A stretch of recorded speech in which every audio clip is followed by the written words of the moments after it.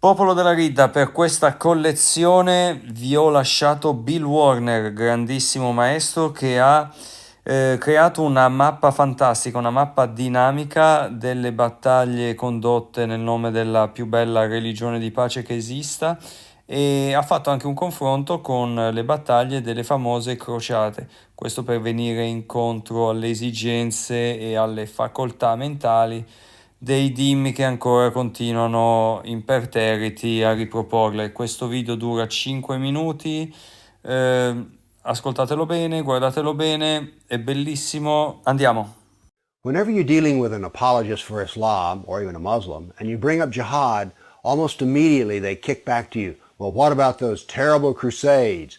Why, they're the moral justification for jihad. I mean, we're just as bad as they are, so let's not talk about jihad, okay? Let's talk about the crusades. Well, what I would like to talk about here are facts. And it turns out I sat down and put together some work and I created a database of some 548 battles that Islam fought, jihad battles against classical civilization. And this aren't even all the battles. It really doesn't say much about Africa and India, Afghanistan and all that. It's primarily the battles against the classical civilization of Rome and Greece. So, 548 battles is a lot, and it's too much to even comprehend. So I created something which I call a dynamic battle map, in which you have a display of the Mediterranean, and a white dot means that this 20-year period, that's a new battle. So every time the screen changes, it's 20-year period. The colors white turn to red, and so you can see a history. This may seem a little confusing, but I think when you see it, you'll know exactly what I mean. And here it starts. Islam burst out of the Arabian Peninsula and immediately starts attacking the Middle East. And notice that it doesn't take long until they're crossing the Mediterranean and attacking southern France and Spain. Notice something here. Most people think of Islam, they think of Arabs, they think of desert, and yet here we see that Islam is projecting power throughout the Mediterranean.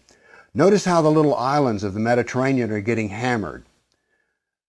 The navy of Islam would attack coastal towns, kill, rob, rape, and then take slaves. So this whole battle map, as it unfolds, you're seeing slaves being taken. Over 1 million slaves were taken out of Europe into the Islamic world. That's something you don't think about much, but it's absolutely true. There were over 200 battles fought in Spain alone. And we also see, however, on the east coast in Turkey, that Islam is trying to break into Europe. Now, what's going to happen is, in Spain, this ongoing fight that lasted for 400 years, the Christians are going to push back the Muslims. But now then, what has happened over in the east is that Constantinople has fallen, and now then Eastern Europe is getting hammered. The jihad now comes to Eastern Europe. It's pushed out now of Spain. Northern Africa is now completely Islamic. The Middle East is completely Islamic. This is all jihad, relentless jihad. And why is it so relentless? Well, Muhammad was relentless in his jihad. And these people are good students of Islam, and so it's against the Kafir, on and on. It was traditional that when the Sultan came to power, the brand new Sultan, he would immediately try to launch new wars because he was going to be noted in his Islamic history as to how well he fought against the Kafir. So that's what the jihad looked like over that time period, 548 battles. But remember, when you bring up jihad, people want to bring up the Crusades. So I also prepared a dynamic battle map of all the offensive raids of the Crusaders. Let's watch it and make a comparison. And so it begins. The Crusades enter into Turkey and the Middle East. Battles go on, but aren't there far fewer than you thought there might be? And here we go. The last battles are fought, and that is the end of the Crusades. So now then we can talk about some facts. Yes, there were Crusades, but notice they ended centuries ago, and jihad is being practiced today. Jihad has been with us for 1,400 years. There is no comparison between jihad and the Crusades, certainly not a moral comparison. And when you're looking at the Crusades, remember, In one sense, all of the Crusades were defensive wars. Why? Well, as we saw on the first Jihad map, it was Islam that came out of Arabia and conquered the Middle East, a Christian Middle East. And so the Crusaders were trying to free their Christian brothers and sisters from Jihad. So there's no moral comparison at all. The motivation of the Crusaders was to free Christians. The purpose of Jihad is to enslave the Kafir. So the next time you hear somebody talk about, oh, those dreadful Crusades, you've seen some facts about the matter. Why don't you pipe up and tell them you don't really know the matter?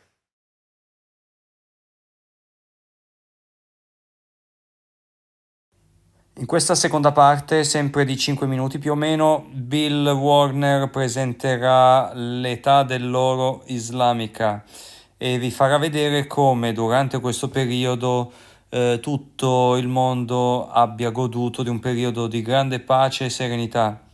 Sto scherzando. Vi farà vedere un'altra mappa dinamica focalizzandosi sugli anni che vengono identificati come l'età islamica dell'oro.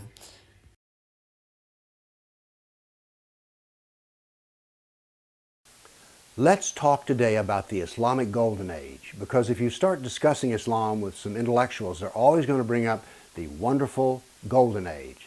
As a matter of fact, I stood in a professor's office in Princeton University who told me that the high point of all human history was the Golden Age of Islam in Baghdad. Let's look at this a little bit.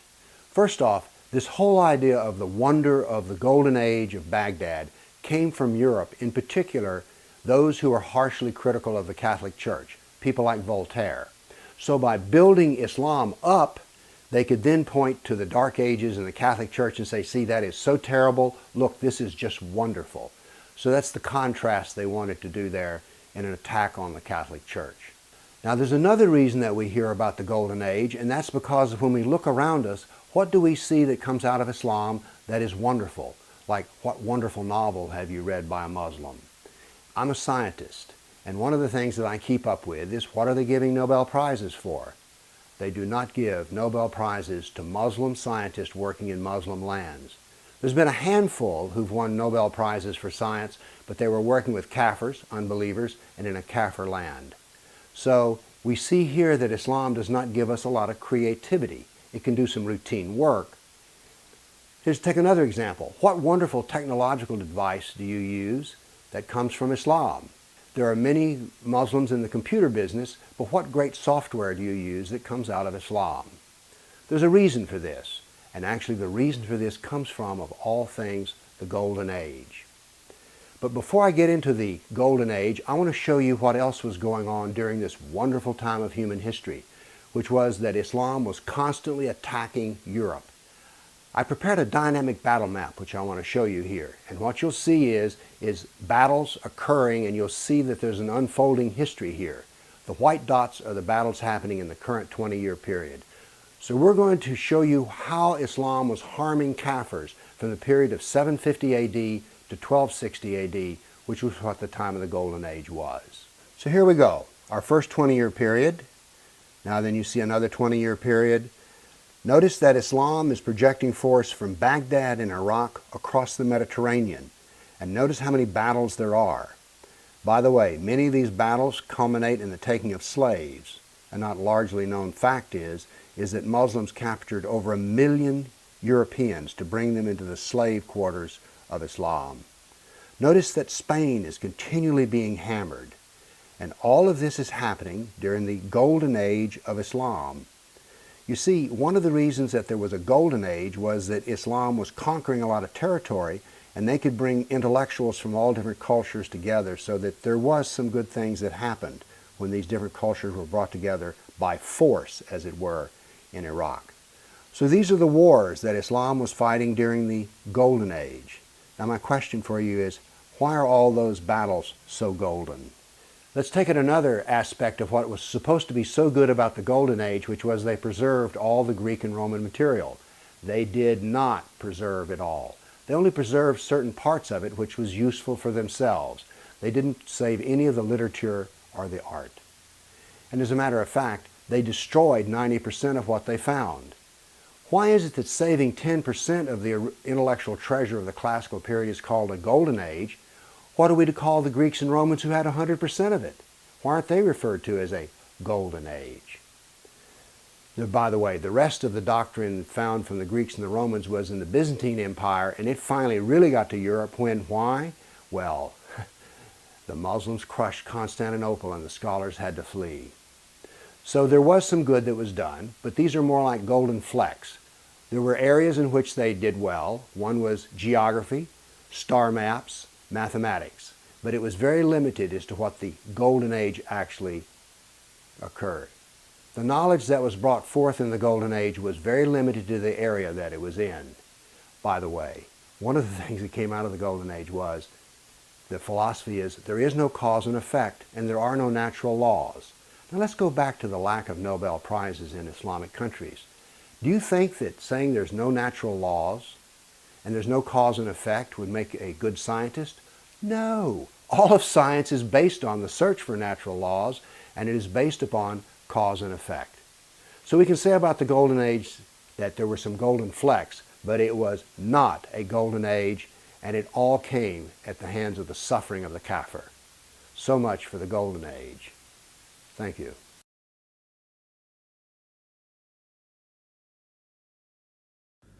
Questa è la terza ed ultima parte, dura circa 6 minuti ed è dedicata a chi si informa in maniera autonoma sull'Islam, al largo dal circolino dei tromboni cattedratici che la gente vuole sentire o a cui la gente si vuole affidare. Tengo molto a questa parte perché una volta personalmente mi capitò che una signora mi desse dell'autodidatta, avevo allegato uno screen tratto dal dizionario arabo-inglese e questa signora mi chiese quali studi in materia avessi fatto. Io le dissi che non avevo fatto alcuno studio cattedratico, accademico, ufficiale in materia e lei mi disse allora lo dica, lei è un autodidatta. E io per tutta risposta le dissi sì, sarò un autodidatta, però sono l'unico che le abbia fornito questo. Lei mi trovi un trombone cattedratico qualsiasi che le abbia mai offerto un lemma tratto dal dizionario arabo-inglese. Ecco, rimase zitta. Quindi viva gli autodidatti, viva quelli che si informano in maniera indipendente, libera e intelligente sull'Islam.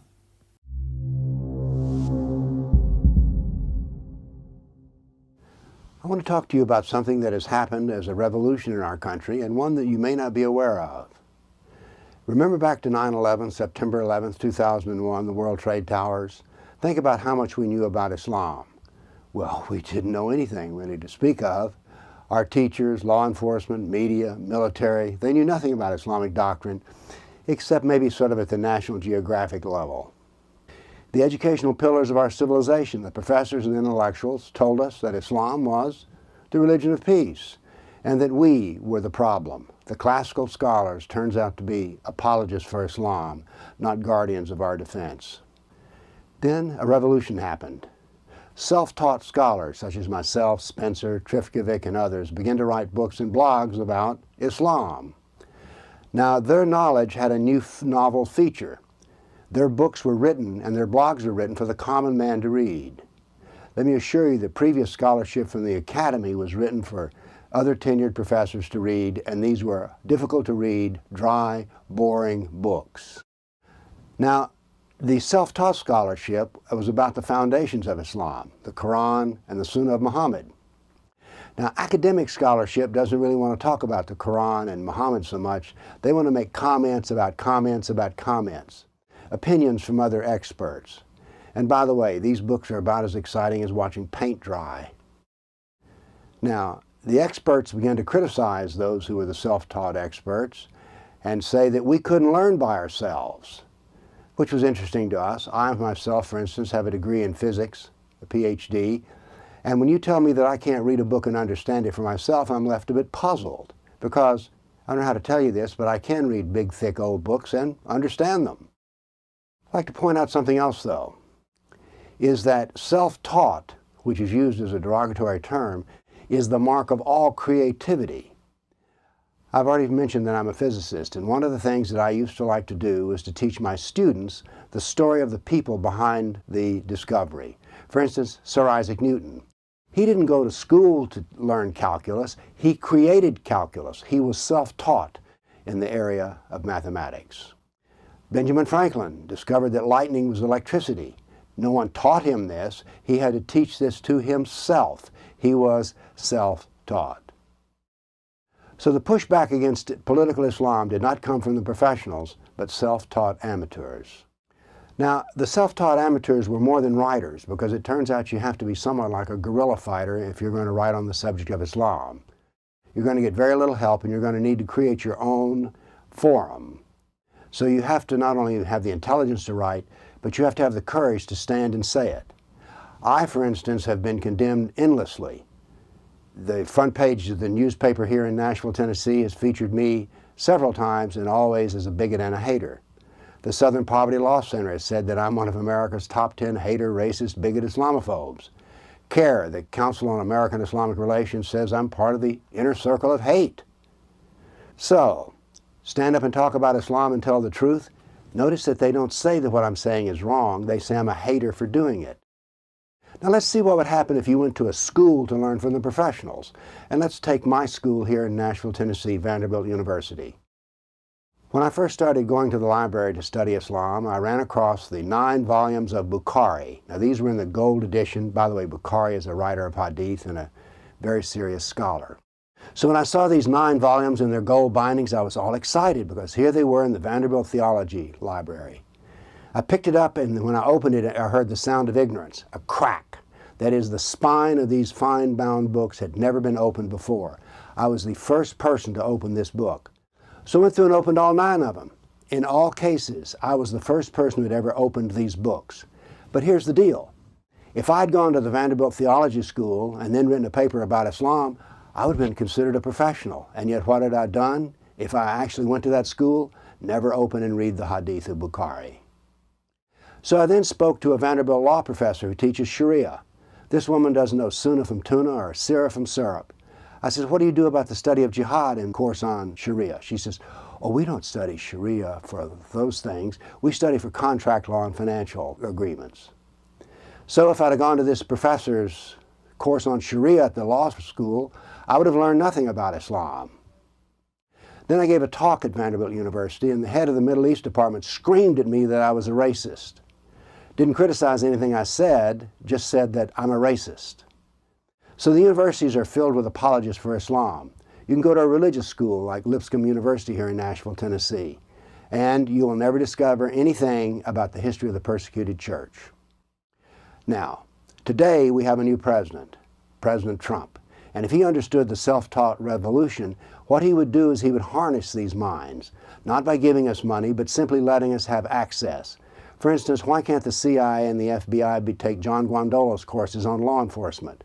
We need to start seeing what would happen if we could bring in the knowledge of these self-taught scholars into the inner circles of power. So we have what it takes to win a civilizational war. Let's see if Trump can put us in place where instead of defending ourselves against bigotry, we can stand in front of people who are professionals and who want to learn. Because we will not be defended by the professors, the clergy, the mainstream media, or our so-called intellectuals. But we can do it ourselves if we're just given the chance. Thank you.